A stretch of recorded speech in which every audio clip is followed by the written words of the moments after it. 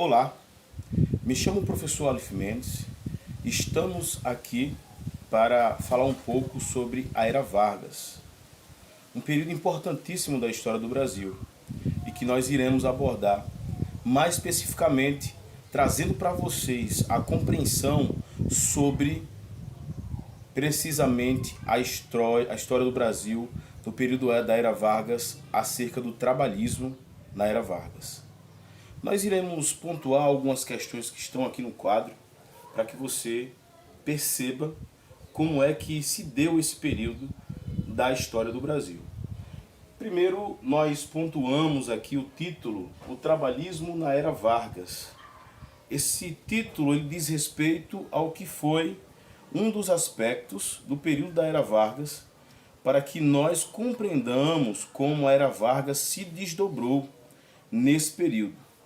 Então, quando trazemos o título O Trabalhismo na Era Vargas, damos ênfase àquilo que fez com que o governo Vargas, a Era Vargas, se destacasse, Getúlio Vargas se tornasse tão popular como foi e ainda hoje como está posto na história do Brasil. Então, primeiro, nós temos que entender que a Era Vargas ela está posta num período entre 1930 a 1945, como aqui está posto. Então, a Era Vargas foi esse período no Brasil, na história do Brasil, de 15 anos, de 1930 a 1945, no qual grandes acontecimentos ocorreram, como, por exemplo, a política da industrialização no Brasil e várias outras questões que ocorreram, assim como a presença do populismo através do governo Getúlio Vargas. Nós temos que entender o governo Getúlio Vargas, ou o período da Era Vargas, em três momentos. O primeiro momento é de 1930 a 1934, que corresponde a um período chamado governo provisório, que nesse período foi um período da ditadura militar.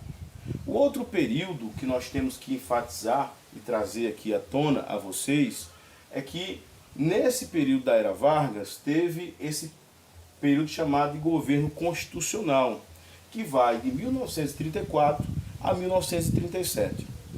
Bem dizer a vocês que esse período de governo constitucional da Era Vargas foi justamente um período de governo democrático, onde teve a ascensão da Constituição, logo após as revoltas ou a guerra constitucionalista ali em São Paulo.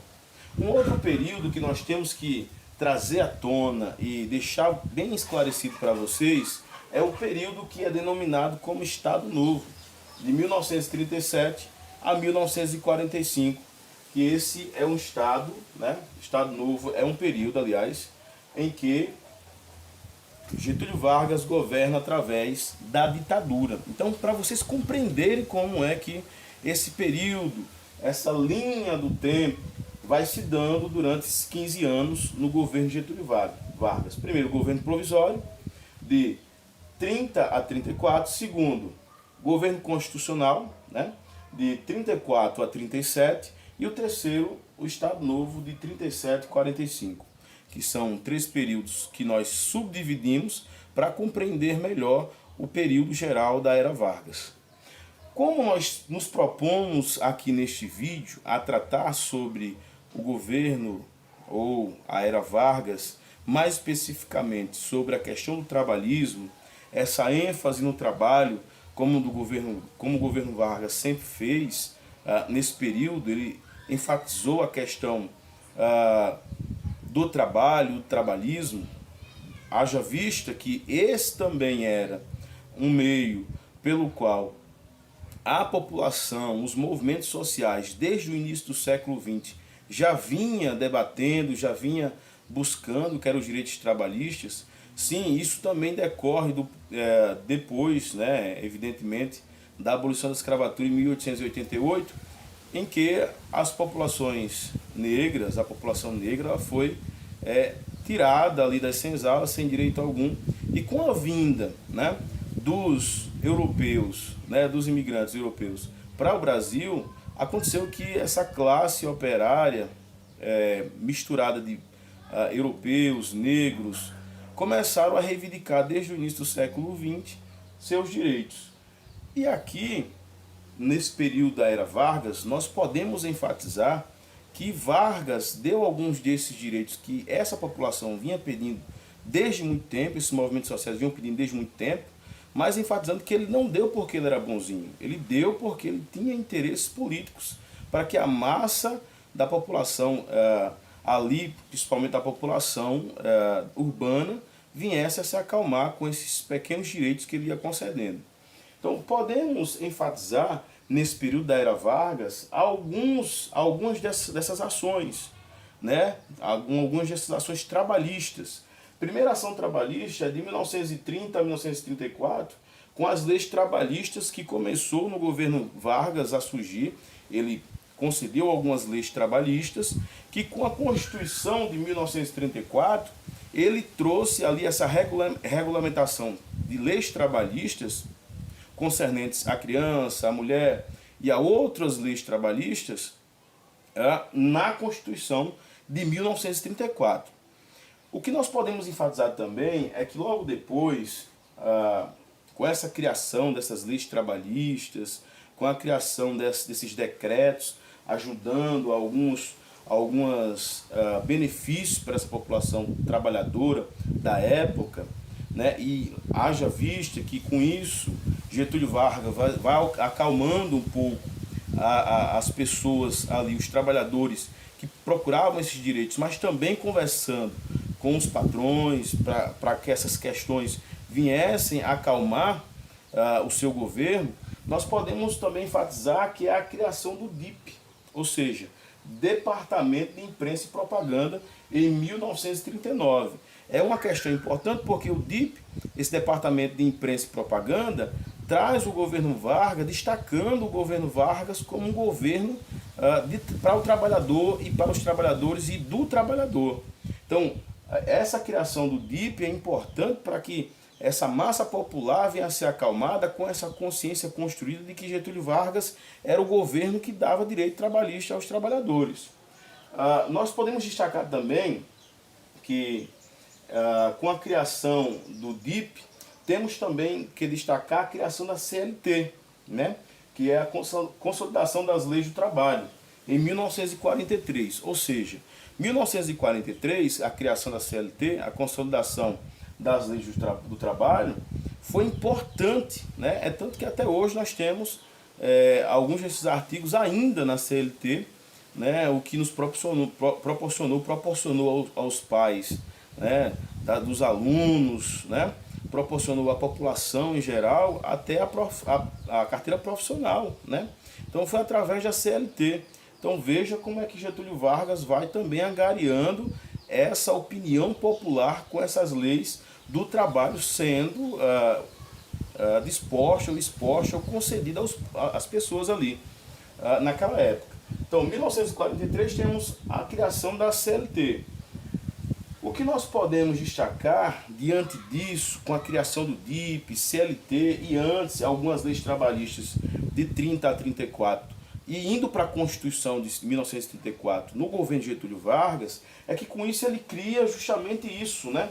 Um governo, um poder que está elencando o trabalhismo, o populismo e a propaganda como ali o quinhão, ou seja, o maior, o melhor, a melhor coisa a se fazer no seu governo.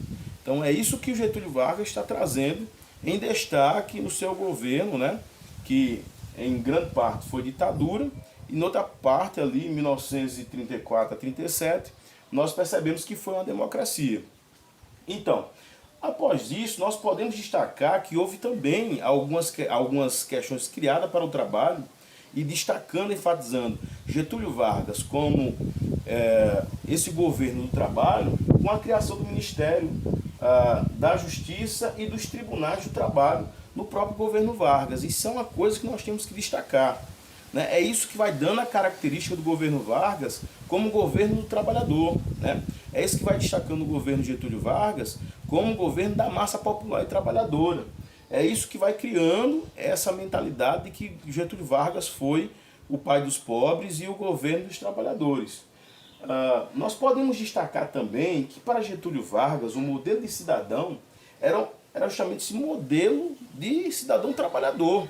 Então Getúlio Vargas ele sempre destacava nos seus discursos, iniciando e findando seus discursos políticos, essa questão do cidadão trabalhador como tem que ser valorizado. Nós podemos destacar também que nesse período, para que essa cultura também viesse a ser criada e ser consolidada, de que Getúlio Vargas era, né, aquele governo que destacava o trabalho e que o seu período é um período do trabalhador e da benesse dos trabalhadores, é que houve pressão de departamentos para que compositores musicais de sambas e outras músicas viessem a compor não somente agora, nesse momento que ocorre essa pressão, composições, não viessem a fazer composições que exaltassem a vagabundagem, segundo a linguagem da época, mas que exaltasse o trabalho, que viesse a ter a valoração do trabalho, ou seja, valorizando o trabalho. Era isso que esses departamentos pressionavam esses compositores e pressionavam não combatendo, mas principalmente financiando as escolas de sambas, esses compositores financiando com dinheiro do Estado. Uma coisa importante que nós podemos destacar após isso é uma questão de que, diante disso, se criou esse pensamento de que Getúlio Vargas era o pai dos pobres, porque é pai trabalhador, pai dos pobres. Mas o que podemos destacar é que, além de pai dos pobres, ele era mãe, né? A mãe dos ricos, ou seja, pai do pobre, mas a mãe dos ricos. Por que mãe dos ricos? Porque quando Getúlio Vargas ia conversar com esses patrões, Getúlio Vargas também dava benefícios a esses patrões. Então, apesar de conversar com essa massa popular trabalhadora, ele conversava também com os patrões, então assim, agradando todo mundo. Então, pai dos pobres, mãe dos ricos. Mais uma questão interessante que inclusive o DIP, o Departamento de Imprensa e Propaganda, destacou no governo Getúlio Vargas, é que ele era pai dos pobres, protetor dos trabalhadores e amigo das crianças. Esse era o mesclão, esse era a propaganda que era feita sobre o governo ou para o governo Getúlio Vargas, e criando essa característica de que Getúlio Vargas era o pai dos pobres, era protetor dos trabalhadores, era o amigo das crianças. Então o DIP foi criado e formou essa mentalidade sobre o governo Getúlio Vargas. Uma coisa importante que foi criada nessa época foi a Voz do Brasil, né, que é um jornal que até hoje se tem e que as pessoas escutam, né, geralmente 7 horas da noite, é que tem essa questão da Voz do Brasil, do jornal Voz do Brasil, onde se destacava desde a época essa questão voltada às ações do governo. Então nós podemos destacar que diante disso, apesar de Getúlio Vargas ter concedido todos esses direitos, ter criado esses ministérios e essas benéfices para o povo trabalhador e pobre do Brasil, o que nós podemos destacar é que essa luta, esses direitos foram ganhos pelas pessoas pobres e trabalhadoras, porque já havia esses trabalhadores e movimentos sociais já lutavam por direito desde o início do século XX. Então uma coisa importante a ser destacada era isso, que o governo Getúlio Vargas não concedeu porque era bonzinho, mas o governo Getúlio Vargas concedeu esses direitos porque já vinham lutando, e ele só queria, com essa dimensão do pensamento comunista na época, criar amansar os corpos, amansar essas pessoas, esses trabalhadores nesse período. Nós podemos destacar que o governo Getúlio Vargas, com suas contradições, ele se finda em 1945, após apoiar aqueles que iam contra a Alemanha, né? Um governo fascista. Então, após ele apoiar as pessoas, os países que iam contra o governo fascista chamado Alemanha, aqui começou a surgir alguns burburinhos, destacando que ele era um ditador e que ele estava lutando contra o fascismo e a ditadura. Então era um pouco contraditório. Nisso, houve uma crítica ao governo, houve um golpe e o governo Getúlio Vargas acabou. Findou nisso daí. Então perceba que é muito fácil, foi muito fácil esse assunto.